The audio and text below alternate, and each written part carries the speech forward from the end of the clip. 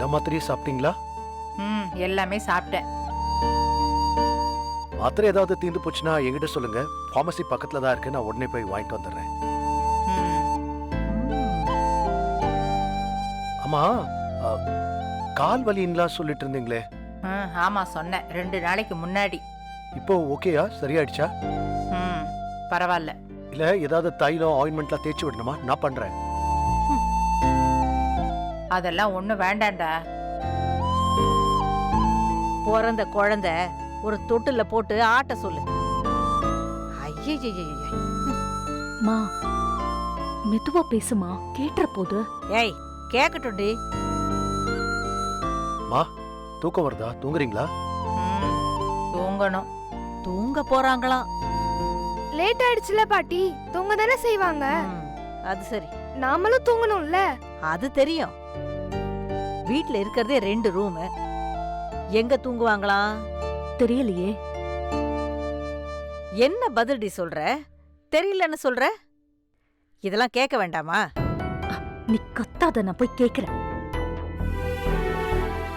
நீ இங்கே இரு.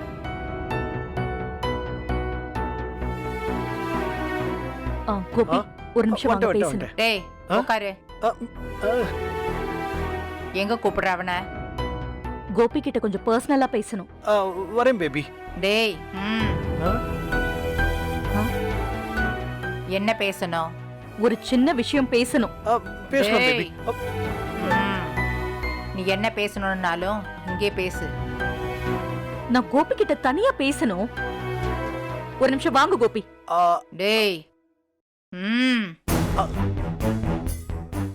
என்ன நான் சொல்லிக்கிட்டே இருக்கேன், நீ பாட்டுக்கு தனியா கூப்பிட்டுட்டே இருக்க. எதா இருந்தாலும் இங்கேயே சொல்லு. சொல்லிடுறேன்.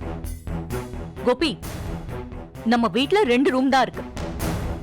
ஒண்ணுல அம்மாவும் மயுவும் தூங்குவாங்க, இன்னொன்னுல நாம தூங்குவோம். உங்க அம்மா இப்ப எங்க தூங்குவாங்க?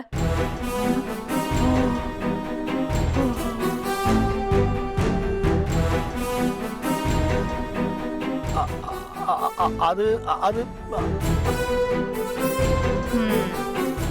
2 ரூம் இருக்குல்ல, ஒரு ரூம்ல நீங்க 2 பேர் தூங்குங்க, இன்னொரு ரூம்ல நான் போய் தூங்குறேன். அப்ப என் அம்மா? உங்க அம்மாவை ஹால்ல தூங்க சொல்லு.